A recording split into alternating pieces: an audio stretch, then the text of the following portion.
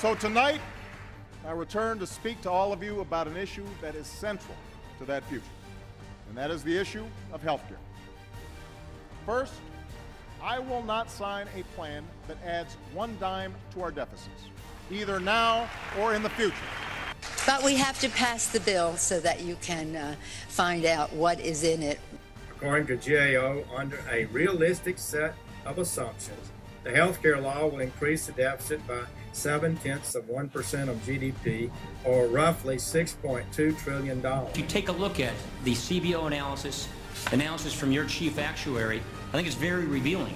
This bill does not control costs. This bill does not reduce deficits. Instead, this bill adds a new health care entitlement at a time when we have no idea how to pay for the entitlements we already have. Under this mandate, the government is forcing people to spend money, fining you if you don't.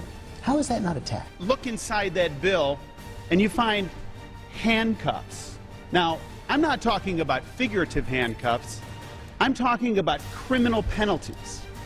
Criminal penalties that have been mentioned by the gentleman from Texas, criminal penalties that have been mentioned time and again on this floor. We've heard from the best and the brightest all afternoon, and not a one of them have answered why it is you have to criminalize people to coax them into a plan that's fabulous. Now, Massachusetts has a mandate right now.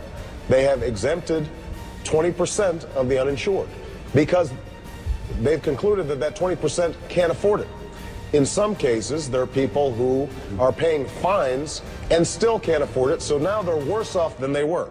The Joint Committee on Taxation, a letter that was written, ironically, with Chairman Charlie Rangel as the chairman of that committee, released 48 hours ago, that says, in fact, if you don't comply with the individual mandate, what happens to you?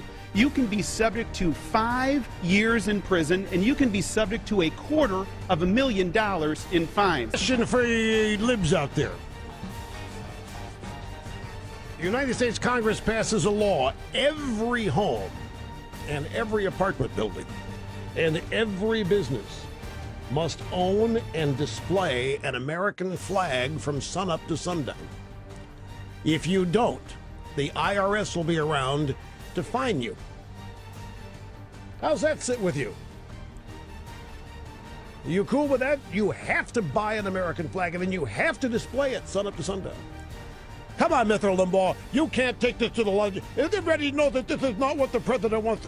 How can you be so sure? If once it's established that the Commerce Clause doesn't exist and they can make us buy anything. Governor, the deception, does that include the death panels, which were never real, that you said were in that bill? Oh, it's in there. There's a faceless bureaucratic panel, and it's the acronym is the IPAB, and the IPAB, what that is, will be a board that will tell you, Bob, whether your level of productivity in society is worthy of receiving the ration care that will be the result of Obamacare. Some of people's concerns have grown out of bogus claims spread by those whose only agenda is to kill reform at any cost. The best example is the claim made not just by radio and cable talk show hosts, but by prominent politicians, that we plan to set up panels of bureaucrats with the power to kill off senior citizens. The specialist saw her joy of life and so on. He said, I'm going for it. So that was over 5 years ago. My question to you is, outside the medical criteria for prolonging life for somebody who is elderly, is there any consideration that can be given for a certain spirit, a certain joy of living, quality of life, or is it just a medical cutoff at a certain age? And we're not going to solve every difficult problem in terms of end-of-life care. A lot of that is going to have to be we as a culture and as a society starting to make better decisions within our own families and for ourselves. But what we can do is make sure that at least some of the waste that exists in the system that's not making anybody's mom better, that is loading up on additional tests or additional drugs that the evidence shows is not necessarily going to improve care, that at least we can let doctors know and your mom know that, you know what, maybe this isn't going to help. maybe you're better off not having the surgery, but taking the painkiller. The panels would save money. What? I mean, well, theoretically. the advisory panel, which has the ability to make more or less binding judgments on saying this particular expensive treatment actually doesn't do any good medically, and so we're not going to pay for it, that is actually going to save quite a lot of money. We don't know how much yet. Healthcare. We need to have good health care for everybody. It's the most important thing that a person can have. Money means nothing, titles means nothing when you don't have your health. But you got to figure out efficient ways to do it.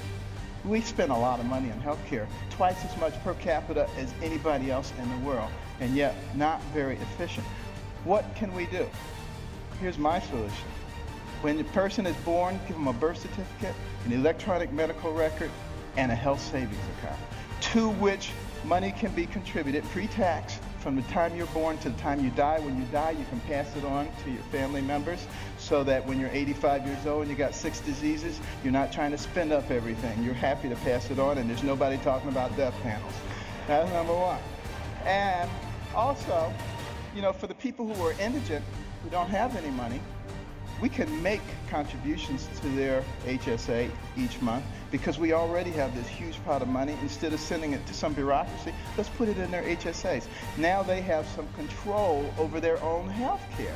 And what do you think they're going to do? They're going to learn very quickly how to be responsible. When Mr. Jones gets that diabetic foot ulcer, he's not going to the emergency room and blowing a big chunk of it. He's going to go to the clinic. He learns that very quickly. Gets the same treatment. In the emergency room, they send him out. In the clinic, they say, now let's get your diabetes under control so you're not back here in 3 weeks with another problem. That's how we begin to solve these kinds of problems.